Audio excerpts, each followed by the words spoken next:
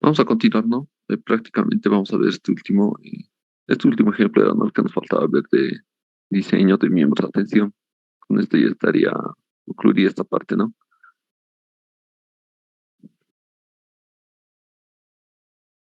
Ya, entonces, nos dice, ¿no? Seleccionar, esto no hemos avanzado, ¿no? A ver, alguien tal vez se puede confirmar, tal vez ya hemos hecho.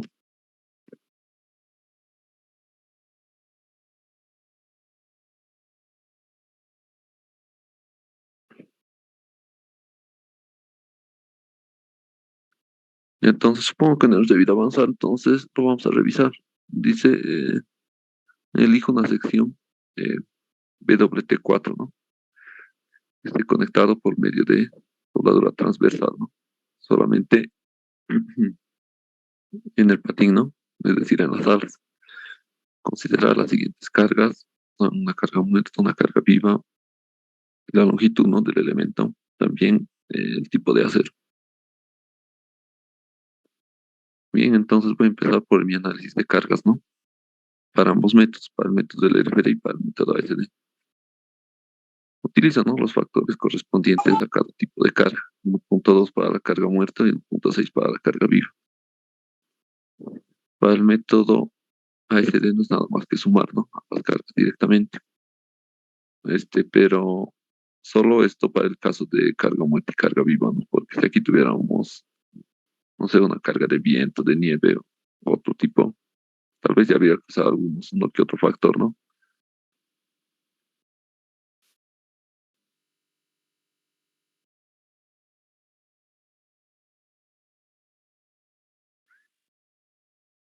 Ya. Entonces, ya tenemos, ¿no? Nuestras cargas mayoradas. Podemos empezar a plantear, ¿no? Lo que son las áreas para poder diseñar la sección.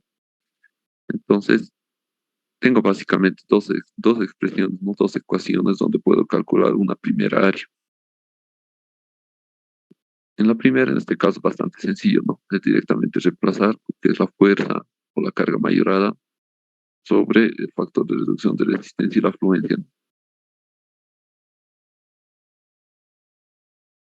Reemplazando todos los valores directamente tengo una primera área de 3.58. Ahora, mi segunda expresión, en este caso, como mi elemento está conectado, como dice el enunciado, por soldadura, directamente ya puedo reemplazar también, ¿no? Los valores. Eh, si nos acordamos, en esta expresión 2 aquí había, ¿no? De manera completa, aquí se sumaba, ¿no? Más el área de los agujeros, pero eso para el caso de que la conexión sea por agujeros, ¿no? Pero en este caso no se da eso. Entonces, esa parte se podría decir que se omite, ¿no? De la expresión. Directamente voy a reemplazar en la primera parte. Entonces reemplazo mi carga mayorada, factor de reducción de resistencia 0.75, mi esfuerzo de fluencia último 58 para un acero a 36 y mi factor de retraso de cortante U igual a 1. En este caso, directamente se conoce, ¿no? Que el valor va a ser 1. ¿Por qué? Porque nos dice que la soldadura es transversal. Entonces, esta parte, leer el enunciado siempre es bastante importante, ¿no? Como nos dice soldadura transversal, entonces directamente de mi tabla, de mi tabla del factor de retraso de cortante,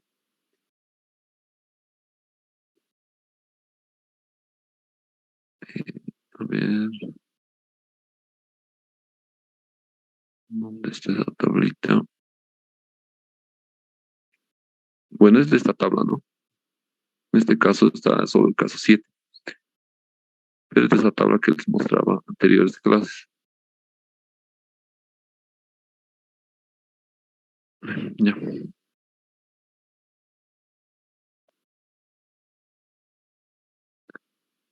bien, entonces,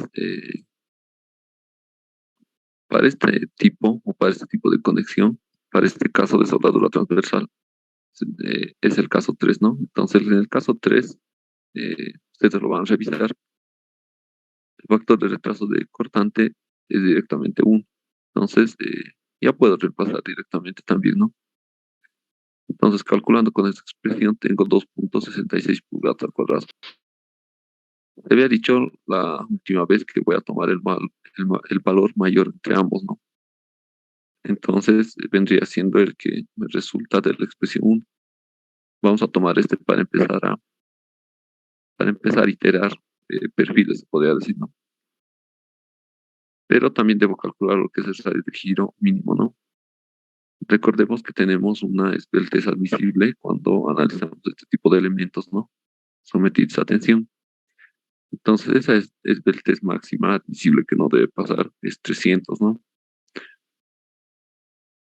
Entonces, la esbeltez es igual a longitud sobre el radio de giro, ¿no?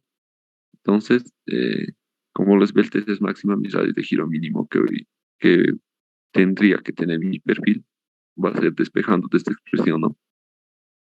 Que sería longitud sobre la esbeltez admisible, ¿no? Que es 300.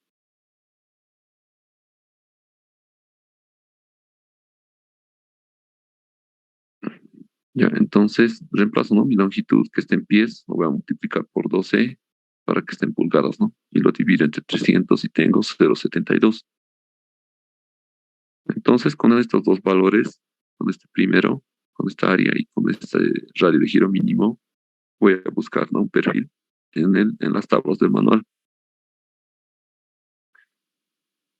Eh, nos pide, ¿no? Nos dice ya un PWT4, ¿no? Simplemente aquí nos faltaría buscar el que sea más ligero o el más liviano. Entonces, para perfiles BWT se va a encontrar en lo que es la tabla 1-8. Entonces busco, ¿no? Con esta mi área, uno que sea ligeramente superior, ¿no? En este caso, WT 4 por 12 tiene un área de 3,54 que es menor, ¿no? Por tanto, no entra directamente en el análisis, ¿no? El siguiente sería el WT 4 por 14.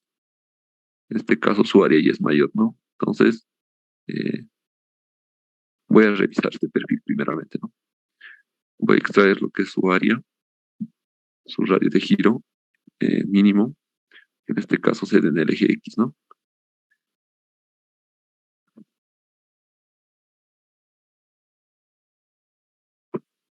Eh, ya, entonces, en este caso es en el eje X, ¿no? No siempre se va a dar en el eje X, ¿no? Para otro tipo de perfil puede que sea en el eje Y.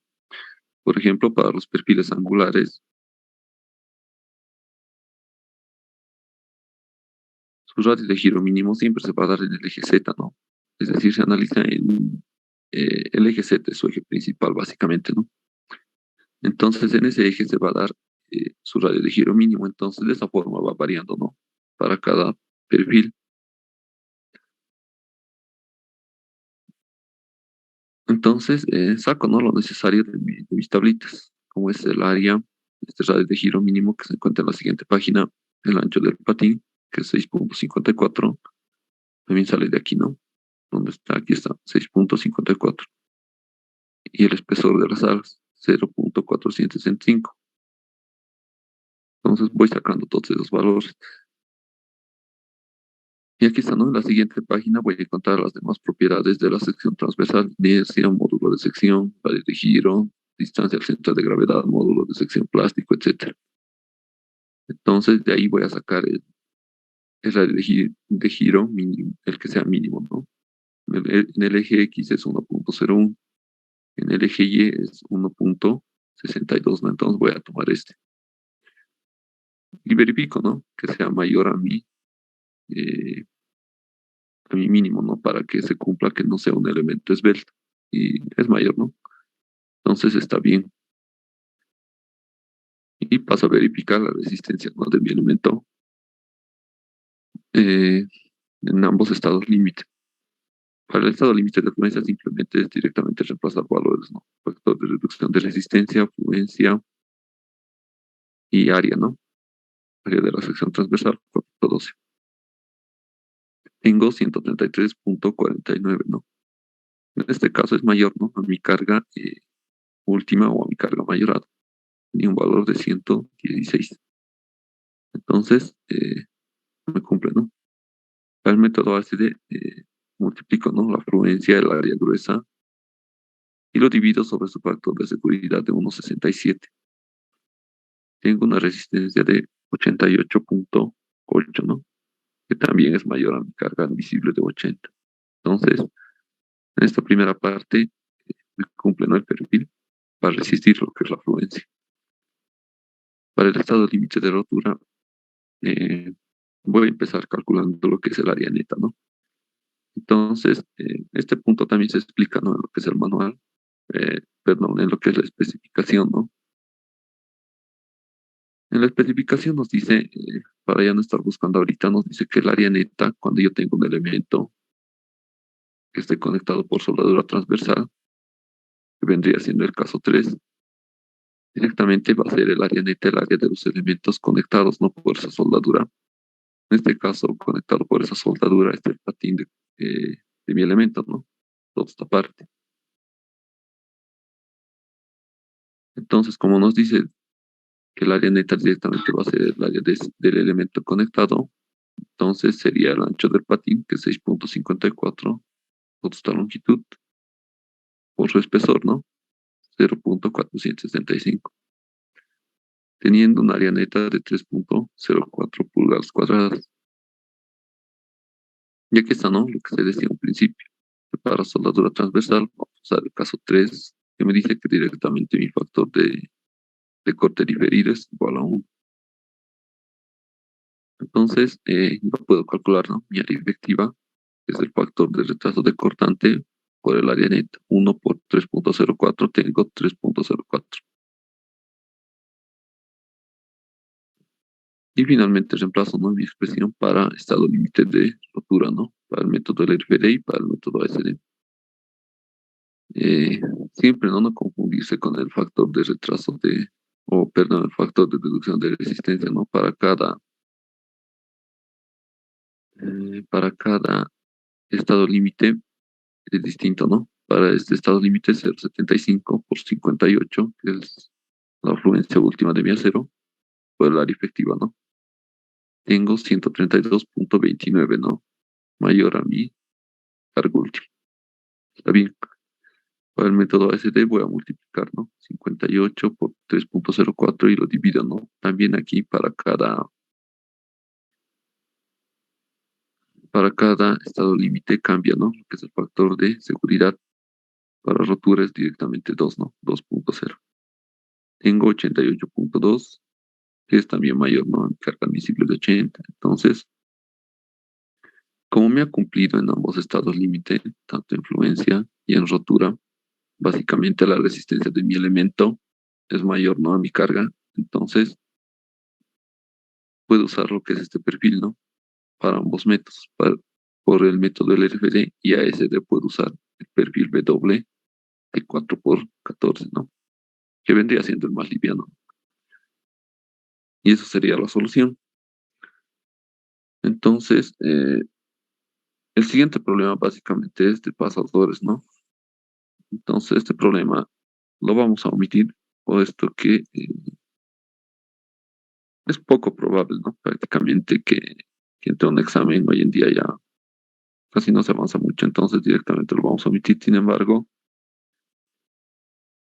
Se podría subir, ¿no? Lo que es a la clase de Classroom para que también lo puedan, por si acaso, tener, ¿no? Y revisarlo. Pero es básicamente lo mismo, es usar expresiones, reemplazar valores, etcétera.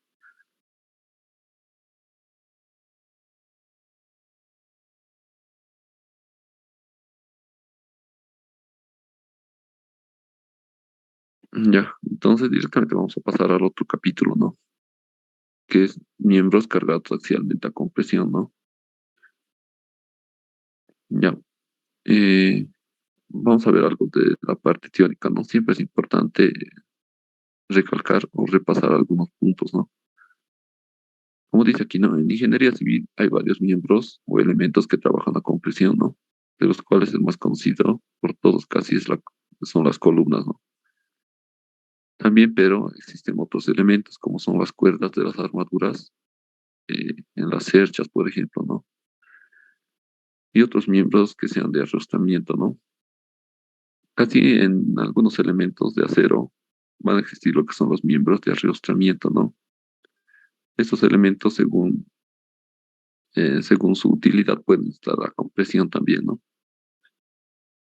Ahora, ¿cómo pueden fallar estos elementos que están conectados a compresión, ¿no? Básicamente son tres modos de falla, de los cuales los más generales, las columnas están cargadas axialmente, son estas tres, ¿no? Un primer tipo o una primera falla que se puede dar son, este ya más directamente en la parte de columnas, ¿no? Es el pandeo flexionante, que también se le conoce como pandeo de Euler. Y nos dice que los miembros están sometidos a flexión, es decir, cuando una columna ya se va a flexionar, directamente ese elemento se vuelve inestable, ¿no? Porque ya va a estar sometido, ¿no? A lo que son esfuerzos de segundo orden. Otro tipo de falla es el pandeo local, ¿no? Ocurre cuando alguna parte de la sección transversal de una columna son tan delgadas que se pandean localmente en compresión antes de que los otros modos de falla puedan ocurrir. Es decir, antes de que, como en este gráfico, ¿no? Antes de que mi columna se pandee o se flexione, transversalmente uno de estos elementos se va a doblar, ¿no? Se va a flexionar localmente, ¿no?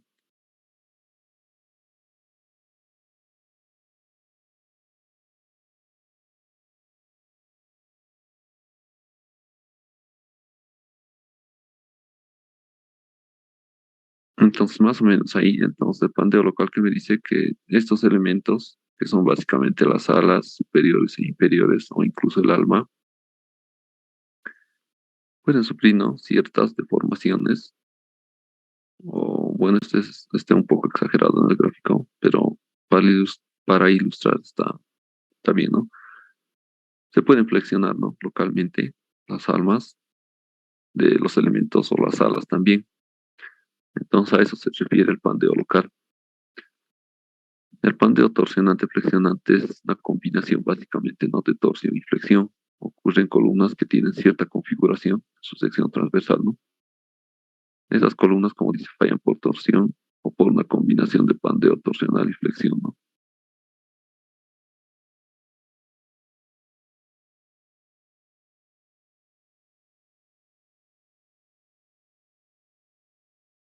Bien, entonces, una pequeña nota nos dice que entre más larga sea una columna, mayor va a ser su tendencia a pandearse, ¿no? Y menor será la carga que pueda resistir. Es lógico, ¿no? Entonces, mientras una columna sea más esbelta,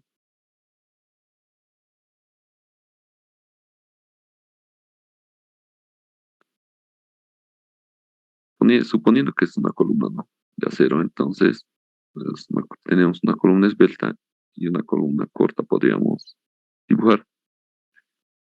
Entonces, mientras esta columna sea más esbelta, más alta, va a tener mayor tendencia, ¿no? A flexionarse, que mientras si mi columna es corta, esto generalmente va a fallar por el material, ¿no? No va a presentar lo que es este pandeo. Bien, entonces la tendencia de un miembro a pandearse se mide por su relación de esbeltez, ¿no? Ya hemos visto que la relación de esbeltez es longitud de mi elemento sobre el radio de giro, ¿no?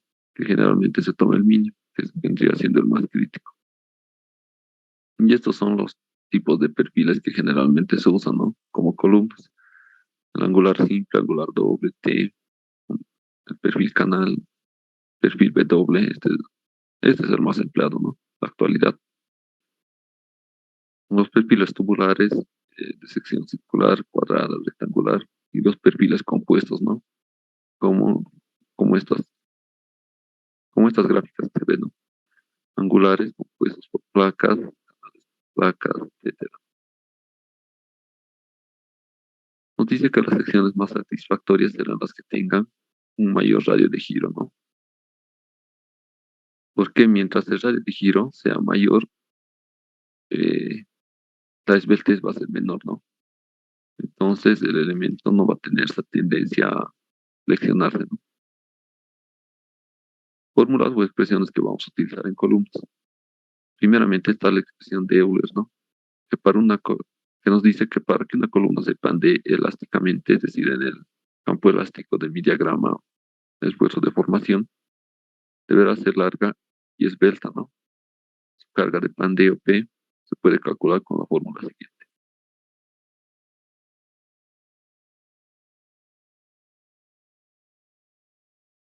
Esa es básicamente, ¿no? La carga elástica que se calcula, ¿no? La carga de Euler, que también es lo mismo, ¿no? Pi por el módulo de elasticidad por la inercia sobre la longitud de mi elemento al cuadrado. Aquí vamos a hacer unos pequeños reemplazos para calcular lo que es el esfuerzo elástico. Sabemos que el radio de giro es igual a la raíz cuadrada de la inercia sobre el área, ¿no? Si despejamos de esta expresión la inercia, vendría siendo igual al radio de giro al cuadrado por el área. Reemplazando esto en esta primera ecuación y dividiendo ambos miembros, como dice aquí, entre área, vamos a obtener lo que es el esfuerzo de Euler, ¿no? Vendría siendo esta otra expresión, donde el esfuerzo de Euler o el esfuerzo elástico es igual a pi al cuadrado por el módulo de elasticidad sobre, ya sabemos, ¿no? Que la longitud sobre el radio de giro es la esbeltez, entonces directamente esto podría ser la esbeltez, ¿no? Sobre la esbeltez de mi elemento cuadrado.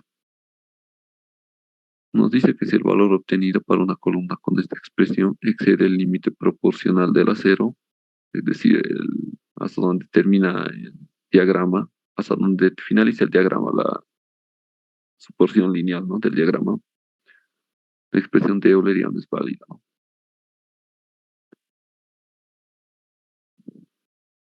Entonces, un poco a modo de recordar, yo tengo, ¿no? Mi diagrama de esfuerzo versus de formación unitaria, ¿no? En la primera parte yo tengo, básicamente, esto es una recta, ¿no? De ahí ya la curva empieza de ahí ya es curva, ¿no? Hasta esta parte, hasta donde el último punto de esta recta es el límite proporcional, ¿no? Básicamente, la fluencia de mi acero, ¿no? Entonces, eso es lo que nos trata de decir aquí, ¿no? Que si el esfuerzo que me va a resultar con esta expresión excede el límite proporcional del acero, es decir, excede este punto, esta expresión ya no es válida, ¿no? Ahora, las columnas sabemos que en los extremos tienen restricciones, no tienen soportes. Eh, para el caso de columnas aisladas vamos a utilizar, se va a ver lo que es el concepto de longitud efectiva. Entonces, ¿qué es una longitud efectiva? Simplemente es la longitud real multiplicado por un factor, ¿no? En este caso un factor K de longitud. Y aquí están sus denominativos, ¿no? De cada uno. Longitud efectiva de la columna, factor de longitud y longitud real de la columna. Ahora, ¿qué valores pueden adoptar los factores de longitud efectiva? Dependiendo del caso, ¿no? Estos valores los vamos a obtener del manual también. Se encuentra en el manual como la tabla C-A-7.1 eh, de la especificación, ¿no? De la ISC.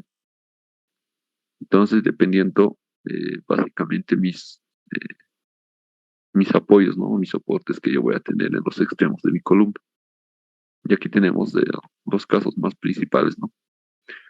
Una columna que va a estar doblemente empotrada, una columna que va a estar empotrada en la base y articulada en el extremo, otra columna que va a estar empotrada en la base y permitir el desplazamiento en el otro extremo, doblemente articulada, potrada y articulada pero con desplazamiento, y articulada y en el otro extremo con desplazamiento, ¿no?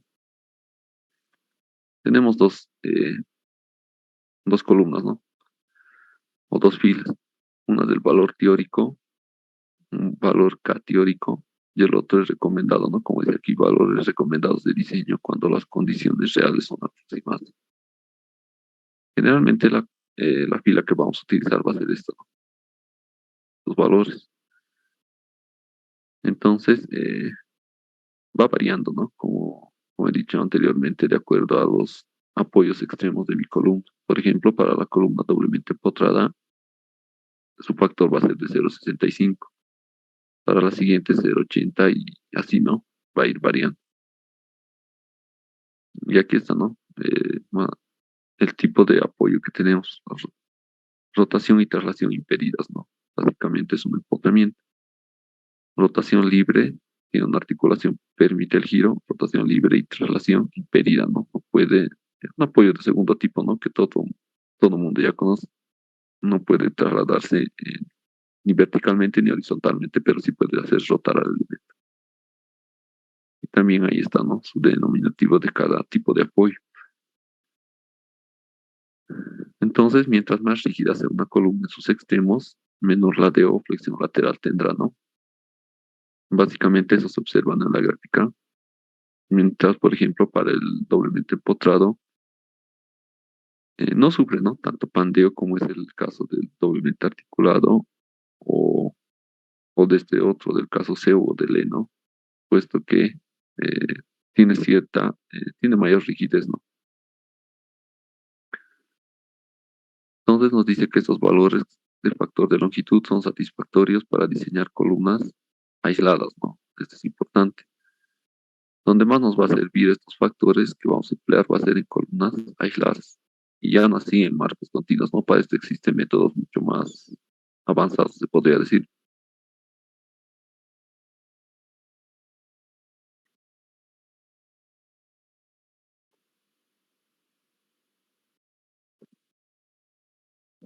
Ya. Vamos a ver algo de la clasificación de las secciones a compresión por pandeo local, ¿no? Ya has explicado más antes lo que es el pandeo local. Nos dice que las secciones a compresión se clasifican como elementos no esbeltos y esbeltos, ¿no? Básicamente, ¿qué se tiene que cumplir para que sea un elemento no esbelto o esbelto? Para que sea un elemento no esbelto se debe cumplir esta relación. Para que sea un elemento esbelto se debe cumplir esta otra, ¿no? Es B sobre T, como dice aquí, ¿no? Esta relación es la relación entre el ancho sobre el espesor de mi elemento que estoy analizando, ¿no? Y para que sea un esbelto debe ser menor a la esbeltez, ¿no? Eh, este valor debe ser menor a la razón límite ancho espesor, ¿no? ¿De dónde vamos a sacar esto? Vamos a sacar de tablas también. Básicamente, prácticamente en toda la materia se utilizan, ¿no? Lo que son las tablas del manual. Y lo contrario, ¿no? Para que sea un elemento esbelto tiene que ser mayor a la razón límite ancho espesor. Nos dice que si el miembro analizado se define a compresión de elemento no esbelto, usaremos las expresiones de la sección E3, ¿no? De la especificación de la ISC. Al contrario, si el elemento es esbelto, vamos a utilizar la sección E7, ¿no?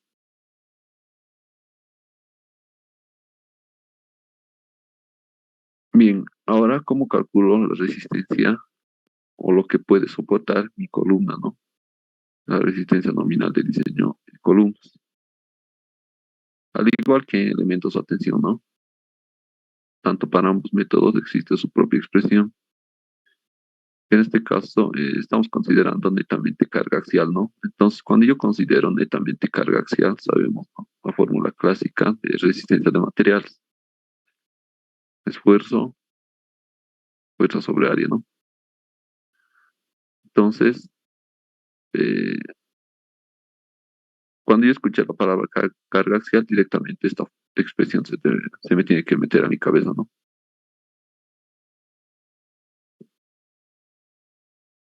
Entonces, de esa expresión es donde nace estas otras dos expresiones, ¿no? Para ambos métodos, donde lo único que varía nuevamente son los factores de reducción de resistencia y el factor de seguridad, ¿no?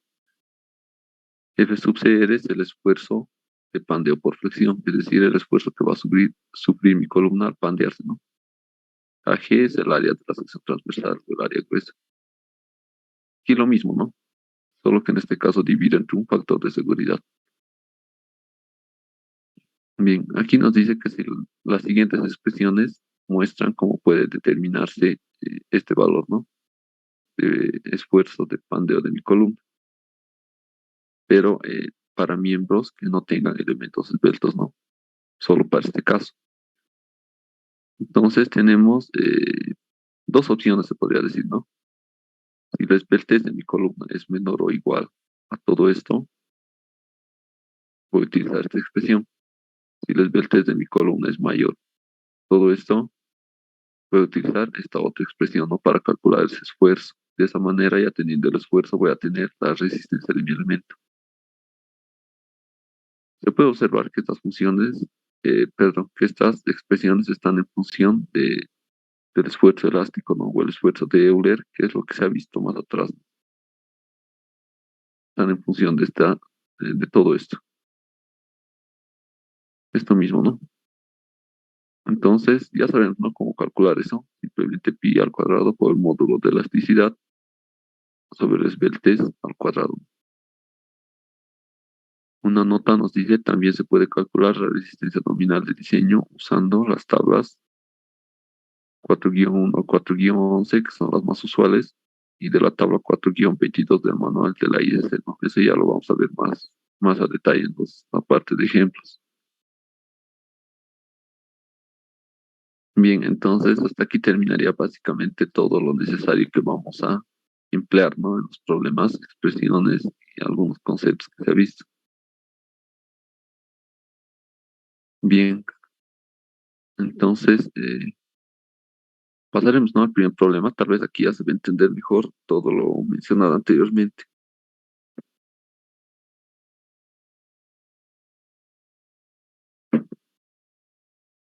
Vamos a empezar por lo más básico, ¿no? Que nos pide determinar la resistencia de diseño de la siguiente columna, ¿no? Nos da gráficamente la columna, empleando los dos métodos de la ICC, ¿no? El RPD y ASD. Nos da, ¿no? Lo más importante en cualquier problema, el acero, ¿no? En este caso va a ser un acero de fluencia de 50. Entonces, gráficamente, ¿qué observo yo en mi columna? Tengo la longitud, ¿no? La longitud y lo más principal son los soportes extremos, ¿no? Se puede observar que es una columna doblemente articular. Y nos da el perfil, ¿no? Nos dice que esta columna está utilizando un perfil de doble 10 por 60. Entonces, como nuestro dato es el perfil, directamente de las tablas del manual voy a sacar, ¿no? Algunas propiedades, como es el área, el radio de giro mínimo, que es muy importante. En este caso, aquí está, ¿no? Lo que se decía en el anterior problema. En este caso, el radio de giro mínimo se da en el eje Y, ¿no? Entonces, eso tengo que observar yo, ¿no? Al momento de extraer de las tablas. Tiene un valor de 2,57. El arte de 10,2, el ancho del patín 10,1, el espesor de las alas y el espesor del alma, ¿no? Y también este valor, ¿no? De K, que si observamos, si observamos en esta parte, ese valor es eh, eso, ¿no? No, este valor de aquí, K, que nos dice que desde la base hasta donde termina, si, no, si mal no me acuerdo, esta pequeña curvatura se lo llama filete, ¿no? Entonces, hasta donde termina el filete, se podría decir. Esa parte. Eso nos va a servir para más adelante, ¿no?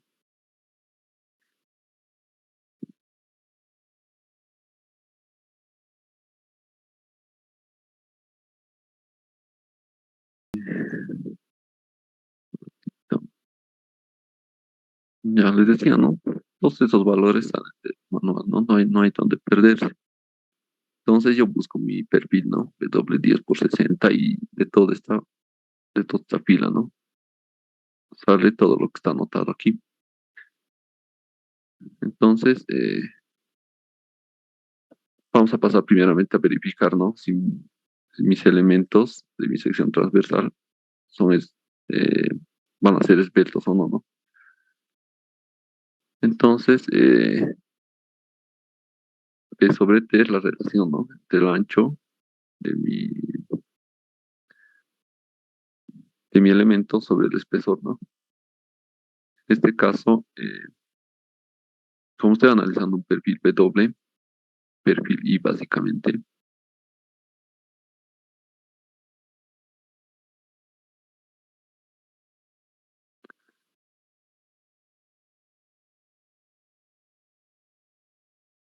sabemos que todo el ancho del patín es B sub F, ¿no? En este caso, primeramente estoy analizando para lo que son las alas superior o inferior, es distinto porque es simétrico básicamente. Entonces, el ancho vendría siendo la mitad, ¿no? De todo esto. Estaríamos tomando básicamente, en realidad tendría que tomar hasta el borde, ¿no? Pero para no estar reduciendo, como el espesor del arma es bastante pequeño, se podría decir, directamente vamos a tomar la mitad de B sub F. Entonces, B sub F medios entre el ancho, ¿no? Entre este espesor de sub F. Entonces hago esa operación 10.1 medios sobre 0.68, tengo 7.426. Esto tiene que ser, o bueno, vamos a ver si es menor o mayor, ¿no? A toda esta expresión 0.56 por la raíz cuadrada del módulo de elasticidad del acero sobre la fluencia. Entonces reemplazo 0.56, el módulo de elasticidad para un acero convencional, podríamos decir, es 29.000 K6, ¿no? Sobre su fluencia, que es de 50. Tengo que, me sale un valor de 13.487. Ahora si comparo este resultado con este otro, el primero es menor, ¿no? El segundo. Entonces, ¿cómo se da esto? Se cumple, ¿no? Que mi elemento de patín no es esbelto, ¿no? Por tanto, tengo un elemento no esbelto.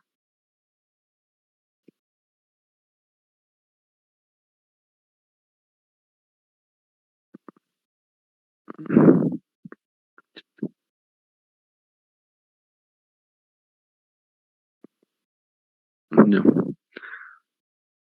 Mm, Entonces, hasta el momento sé que el patín superior y el patín inferior no es esbelto, ¿no? Me falta verificar el alma. Entonces, para el alma es lo mismo, ¿no? Es en este caso altura sobre espesor, ¿no? La altura va a ser el peralte, que es el total, ¿no? La altura total es D menos dos veces K, ¿no? Que es la pequeña alturita que se había mostrado, ¿no? Aquí, hasta donde termina esa curvatura, ¿no? Entonces directamente yo tendría la altura efectiva del alma, ¿no? Esa altura T. Entonces 2 D menos 2 veces K, ¿no? 10.2 menos 1.18, ¿no? Lo que estoy buscando es esa altura, ¿no? Sobre el espesor del alma, 0.42. Tengo 18.667. Esto debo comparar con esta otra parte, con esta otra expresión, ¿no? 1.49 multiplicado por la raíz cuadrada del módulo de elasticidad sobre la fluencia.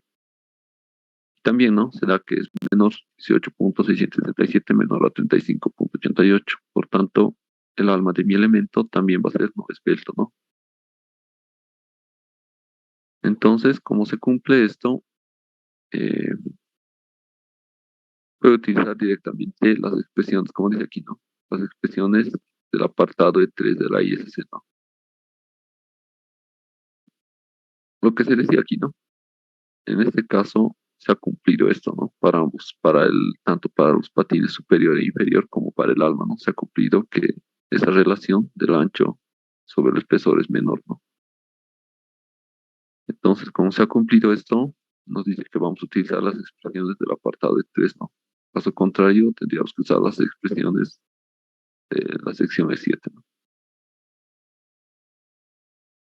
Entonces, vamos a ver tres formas, ¿no? De resolver o de contar la resistencia. Como una primera forma, directamente empleando, ¿no? Las expresiones del apartado de 3.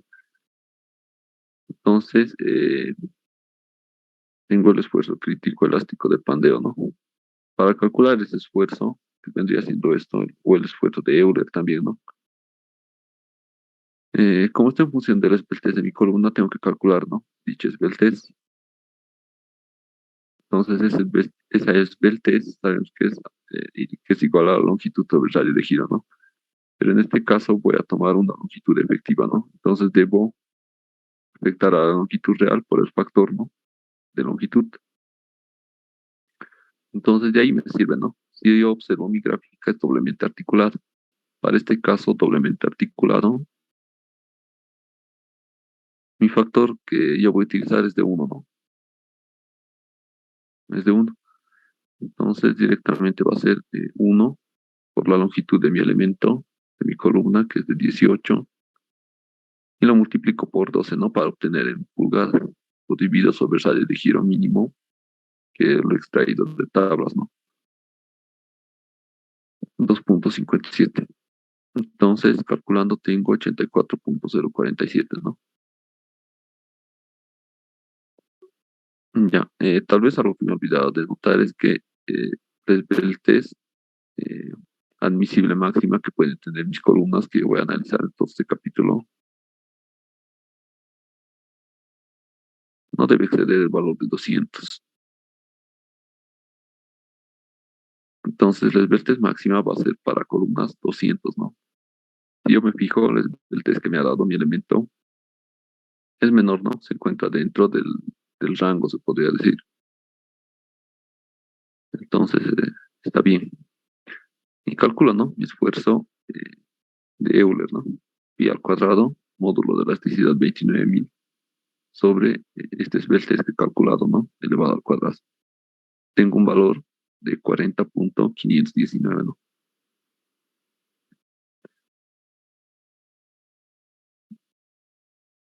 Eh, Reemplazo, ¿no? En estas expresiones que se han mostrado, en aquí, ¿no? Entonces voy a comparar yo el esbeltez de mi columna con esta expresión, ¿no? Que ya esto directamente me da la especificación, ¿no? No es que yo me estoy inventando o nada por el estilo. Esto ya es una expresión dada por la especificación. Entonces yo aquí voy a comparar el esbeltez por esto, ¿no? ¿Verdad? Y si es menor voy a utilizar esto, ¿no? Si es menor o igual, ahora si es mayor voy a utilizar este otro, ¿no? Entonces reemplazo, ¿no? 4,71 módulo de elasticidad sobre la fluencia, no tengo 113,432. Si comparo con mi esbeltez efectiva, 84,047 es mayor, ¿no? Entonces, como es mayor, voy a emplear la primera expresión, ¿no? Voy a utilizar esta expresión para calcular el esfuerzo de pandeo de mi columna. Esa expresión es igual a 0,658 elevado a la fluencia sobre el esfuerzo de Euler, ¿no? Todo esto multiplicado por el esfuerzo de fluencia. Entonces simplemente reemplazo, ¿no? 0,658 elevado a la relación de 50 sobre 40,519. Todo ello lo multiplico por 50, ¿no? Y tengo un esfuerzo de pandeo de 29,831. Ya puedo reemplazarme mis expresiones de cada método, ¿no? Factor de reducción de resistencia, el esfuerzo de pandeo y el área, ¿no? Y tengo una resistencia de 475,2. Por propio para el método SD, el único que va a variar es el factor de seguridad, ¿no? Y tengo una resistencia de 316,168. Entonces, esto vendría siendo una primera forma, ¿no? De calcular lo que son las resistencias de mi elemento, ¿no? Empleando las expresiones de la especificación, ¿no? Como a veces estas expresiones son un poco un poco larga, se podría decir, o un poco, puede quitar el tiempo el cálculo de estas expresiones. Existe para reducir ese cálculo las tablas, ¿no? Ciertas tablas en el manual. Entonces, nosotros en el manual tenemos lo que es la tabla 4-1, 4-1 para el caso de perfiles W, ¿no? Ya dependiendo del perfil, va a ir variando, ¿no? 4.2, 4.3, etcétera. Entonces, ¿qué puedo observar de esta tabla? Eh, Básicamente está en función de los perfiles, ¿no? Los perfiles estandarizados y puedo observar que cada columna tiene determinadas resistencias, ¿no? Para ambos métodos, ASD y el RPD, ¿no? Y también está en función de lo que es su longitud efectiva, ¿no? Respecto del eje Y.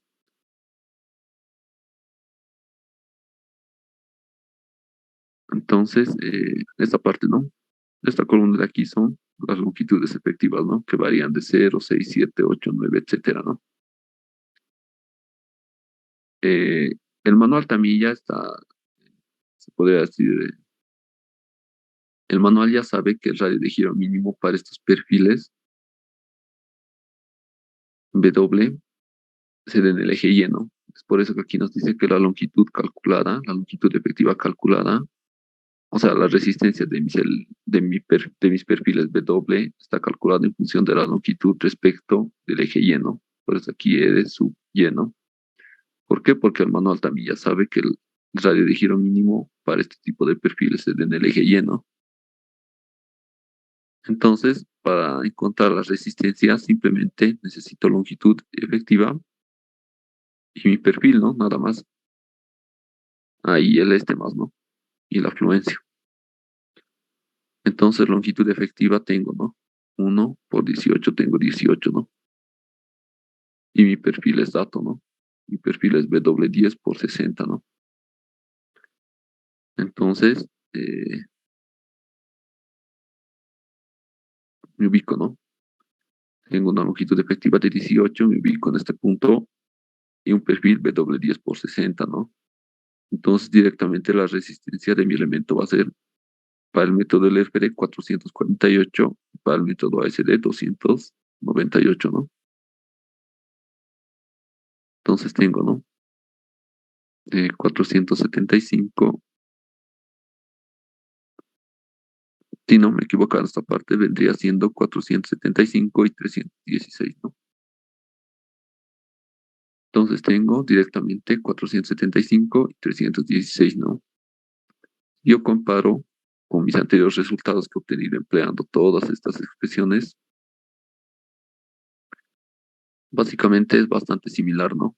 Varía tal vez los decimales, ¿no? 475.2, 316.17, ¿no? Pero están bastante cercanos. Eso vendría siendo una segunda forma de determinar la resistencia, ¿no? Nominal y la más rápida, se podría decir. Otra, otra forma, como una tercera forma, es empleando lo que es otra tabla, ¿no? Que se encuentra dentro del manual mismo, que es la tabla 4-22. Tabla guión 422, ¿no? ¿Qué observo en esta nueva tabla yo? Observo básicamente las longitudes, ¿no? Esta tabla está en función de la esbeltez de mi elemento, ¿no? Esto es la esbeltez efectiva, ¿no?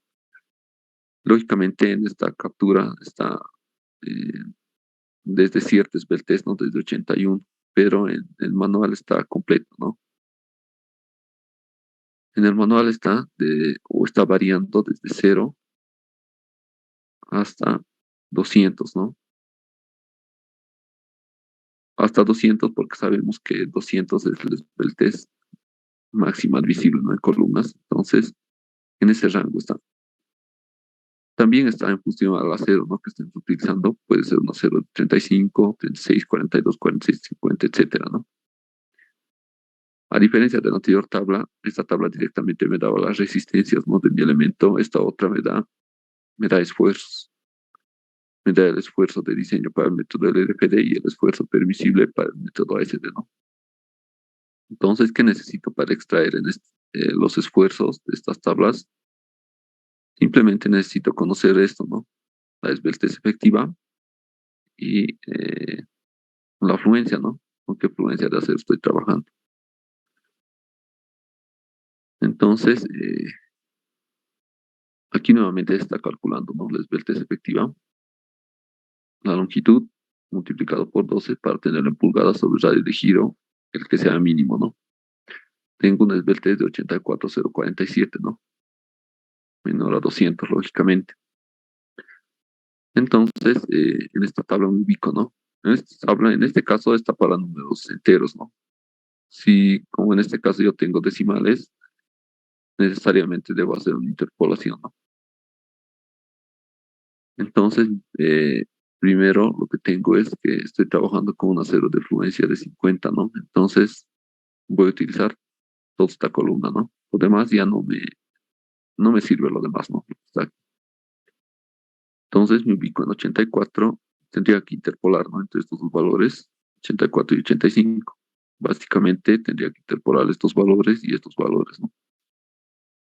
Y realizo eso, ¿no? Saco los valores 84, 84,047, 85, ¿no? Todos sabemos cómo se realiza una interpolación, ¿no? 17,9 X que no conozco y 17,7, ¿no? Lo propio para ASD, ¿no? O bueno, esto es para ASD y esto es para LRFD, ¿no? Entonces, realizando la interpolación, obtengo, ¿no? Mi esfuerzo para el método ASD y mi esfuerzo para el método LRFD, ¿no? Y ya estos esfuerzos, la tabla directamente, estos esfuerzos nos está dando afectados, ¿no? Por el factor de reducción de resistencia y por el factor de seguridad. Entonces yo aquí ya no necesito afectarlo nuevamente, ya viene afectado ya, ¿no? Simplemente directamente lo multiplico, ¿no? Por el área gruesa 17,7 y tengo 475,8 y 316,7, ¿no? Ahora sí comparo estos valores, también está bastante cerca, ¿no? Prácticamente el número entero es el mismo, ¿no? 475, 475, y de la primera forma igual, ¿no? 475. Entonces, varían los decimales, lógicamente, por el uso, ¿no? En el primero hemos usado fórmulas, en el segundo hemos usado directamente, en el segundo y en el tercero directamente hemos usado tablas, ¿no? De ahí, eh, esta pequeña variación, ¿no? Pero entonces, esas serían las tres formas, ¿no? En las cuales yo puedo calcular, ¿no? La resistencia de mi elemento. Bien, entonces veremos este ejemplo más. Nos dice, ¿no? Tenemos una columna PW12 por 79 de 20 pies que está cargada axialmente, ¿no? Nos dice que en este caso mi columna ya tiene arrostramiento, ¿no? En el eje Y. Y está articulado en ambos extremos, ¿no? Como se ve en la figura. Usar una 0 a 50, ¿no? En este caso, a diferencia del anterior, ya tiene, ¿no? Un arrastramiento, nos dice en el eje Y, ¿no? Básicamente, el eje Y vendría siendo el eje débil.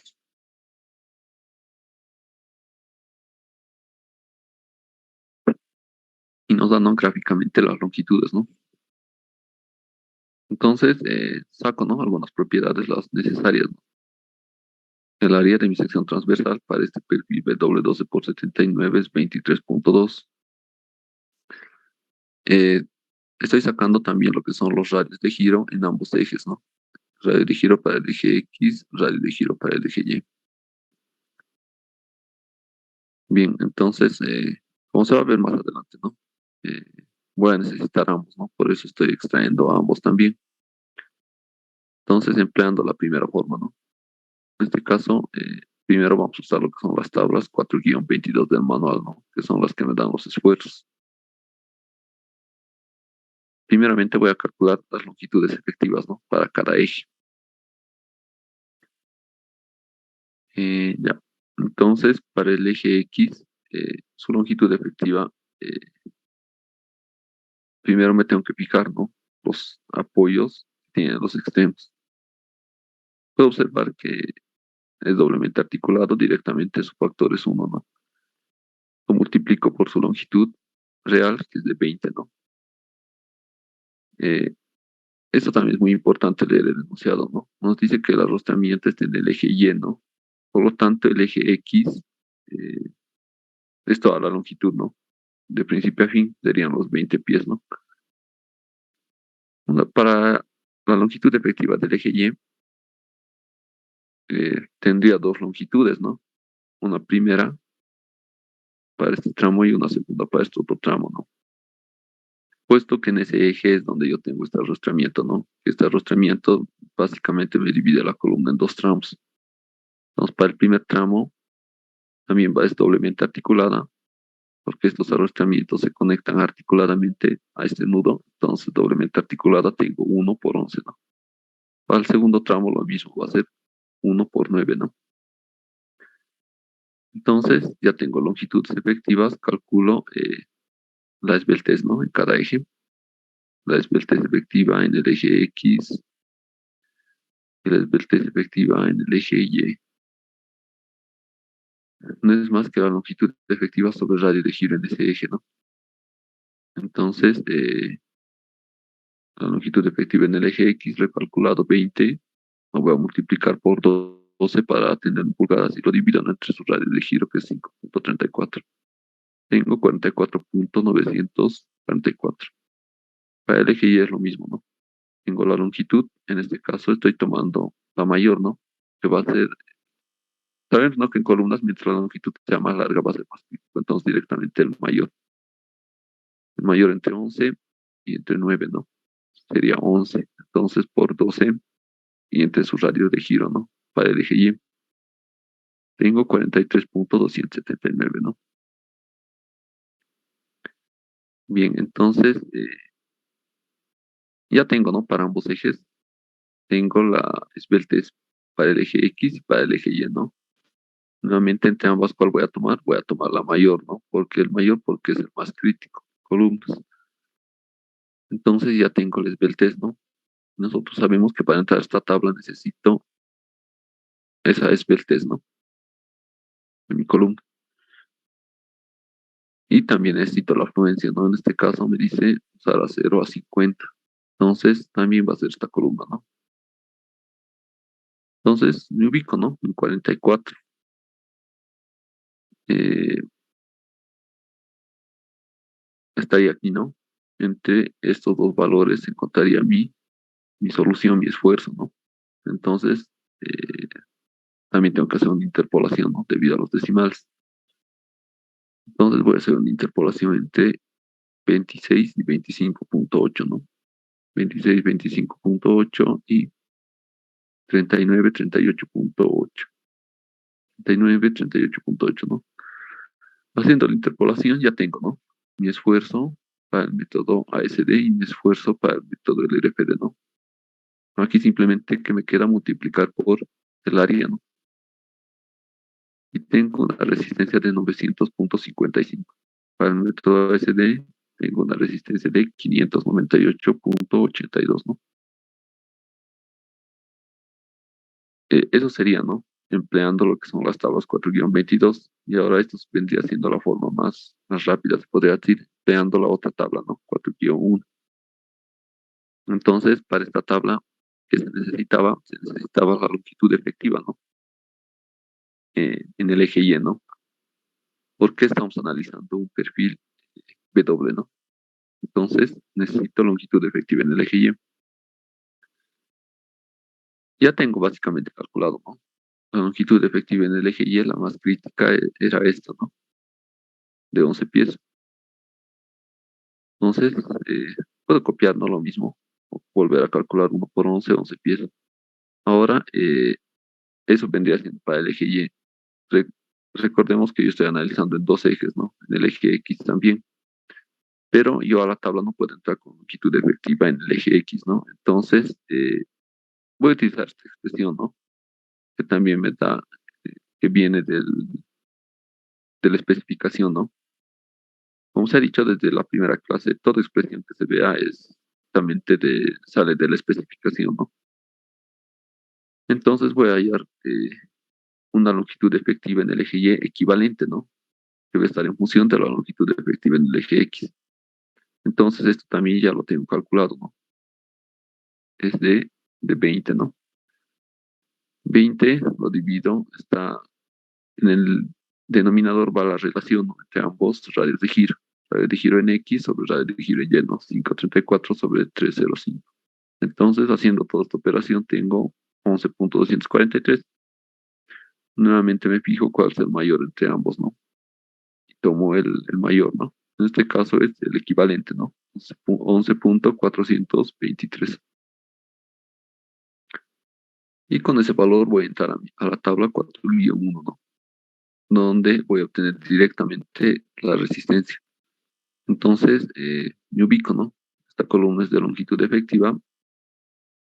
eh, Tengo, ¿no?, 11.423. Entonces, eh, también está en números enteros, ¿no? Entonces, mi longitud efectiva se encuentra entre, perdón,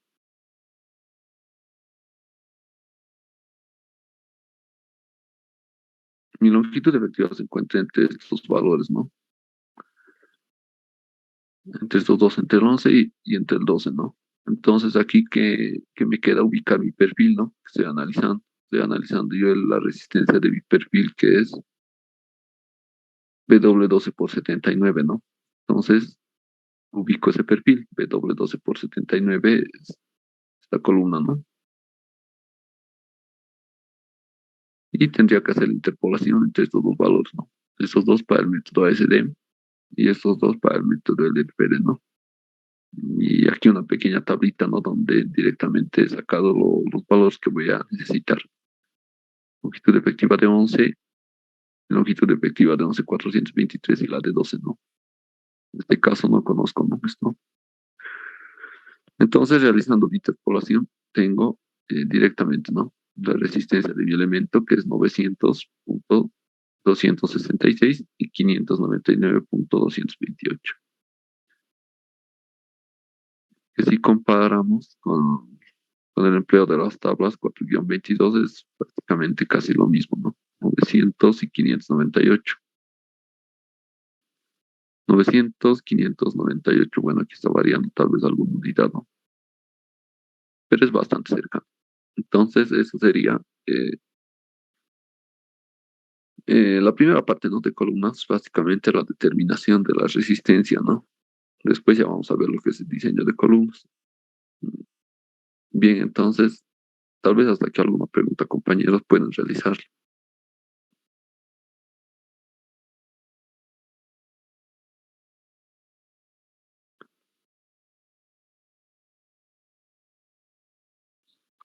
Buenas tardes, auxiliar. Una preguntita. Sí, Quisiera que un poquito nos amplíe sobre la situación sobre el eje X que estaba tratando, ¿no es? de Sobre aquí ese de la tema. columna, de esta Sí, columna, ¿no? sí, sí, sí. Ya, Gracias. ya está bien, ya.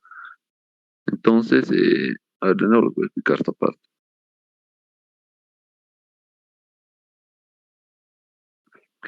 Ya, como les decía, no es importante leer el enunciado. Nos dice que en este caso, en la anterior columna, por ejemplo, que hemos analizado, no tenía lo que es arrastramiento, ¿no? Entonces la longitud, tanto para el eje X como para el eje Y, era la misma, ¿no? Era de 18 pies. Pero en este caso nos dice, ¿no?, que tenemos arrastramiento en el eje Y, ¿no? Y la columna está articulada en ambos extremos, ¿no? Entonces, básicamente, esta gráfica que está aquí, en esta captura, es la gráfica del eje Y, ¿no? Es la gráfica del eje Y. Ahora, la gráfica del eje X básicamente sería lo mismo, ¿no? Sería lo mismo, con la única diferencia que no está ahí el arrostramiento, ¿no? A ver, va a disculpar mi pulso, más o menos así. Entonces, básicamente es lo mismo, ¿no? Con la única diferencia que lo he sacado esto, ¿no? Es el arrostramiento, toda esta parte. Entonces, esto sería el eje X, ¿no?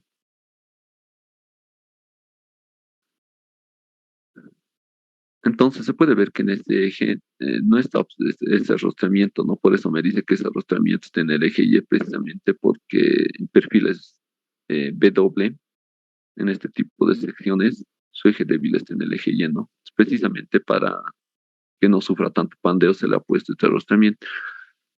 Por tanto, directamente para el eje X sería toda la longitud, ¿no? Para el caso del cálculo de la longitud efectiva, por eso aquí 1 por 20, ¿no? Directamente por toda la longitud. En cambio, en el eje Y no puedo tomar toda la longitud, puesto que este arrostramiento es como si la columna lo dividiría, ¿no? En dos subtramos, en un primer tramo y en un segundo, ¿no? Entonces, como tengo esto, eh, necesariamente tengo que analizar por tramos, ¿no? Primer tramo para la longitud de 11 y otro para la longitud de 9, ¿no? Y es lo que se ha hecho aquí, ¿no? Eh, para el eje Y tendría dos longitudes en lleno, una para 11 y otra para la de 9, ¿no?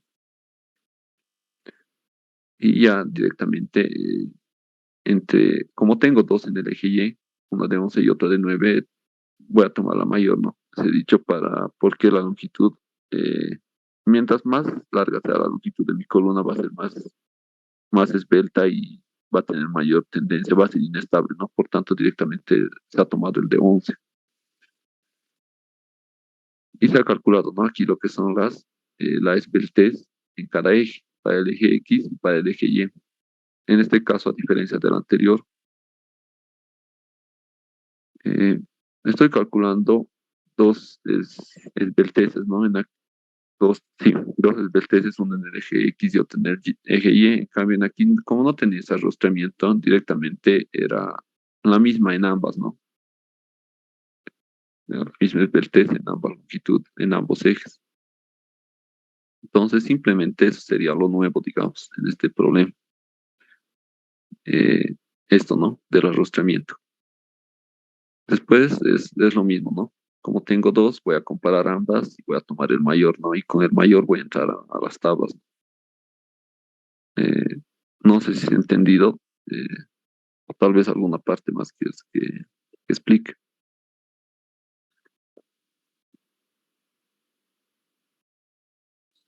Está bien, Auxi, gracias. Ya, de todos modos, para terminar, esta expresión es importante, ¿no? De la longitud efectiva.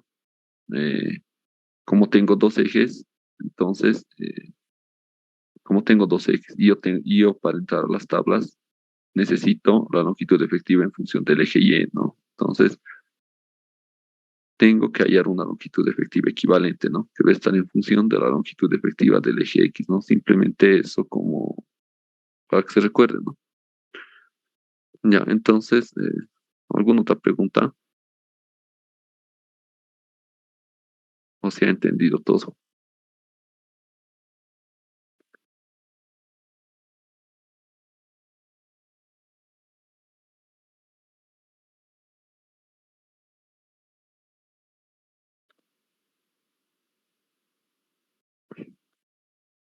Bien, entonces, vamos a recordarles la práctica también. Ya les he comunicado, ¿no? Se ha subido en el Classroom, entonces no se descuiden, no vayan resolviéndolo de poco a poco, cuidando su tiempo, ¿no? Entonces, eso nada más y nos veríamos directamente entonces la siguiente clase, compañeros. Hasta luego y que tengan una buena tarde.